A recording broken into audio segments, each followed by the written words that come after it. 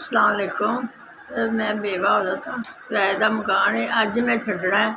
मैं करील इत्थे भी किराया दिता है, अगे भी दिता है, लेकिन हुण बिल आया है। बिल उन्हों का भी नहीं, गौरमेंट का 5000 रुपया बिल है। वो कहते करील करके जाओ, मेरा जरूरी है तो मैं करील करना है, तो मेरे को इन्नी गुंजाइश नहीं है तो मैं कितों करील करा। तो तुहाडी मेहरबानी है तो मेरे ते इमदाद करो। 5000 रुपया बिल है तो मैं बड़िया जगह तो फिर के आई हाँ, तो मैनू 5000 कितों नहीं मिलता पाया।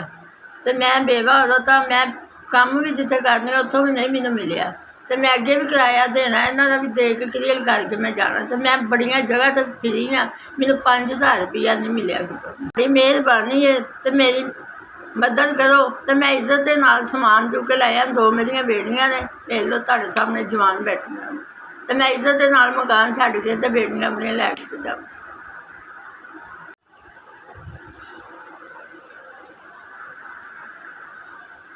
बड़ी बड़ी मेहरबानी तुहाडी, तुसीं 5000 रुपया मैनूं भेजिया। मैं तुहाडी बड़ी शुक्रगुजार हाँ। अल्लाह तुहानूं ज़्यादा देवे, तुहाडे हर बार बरकत पावे, ज़्यादा देवे, उन्होंने खुशियां देवे।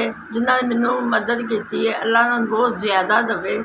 मैं उन्होंने शुक्रगुजार हाँ जिन्होंने मेरी मदद की है। 5000 की अल्लाह खुशियां देवे, अल्लाह उन्होंने नसीब करे, अपने धियां पुत्रां दी खुशियां वेखण ते उन्होंने नसीब करे। SVS तुहाडी बड़ी मेहरबानी, तुसीं मेरे तक 5000 रुपया पहुँचाया।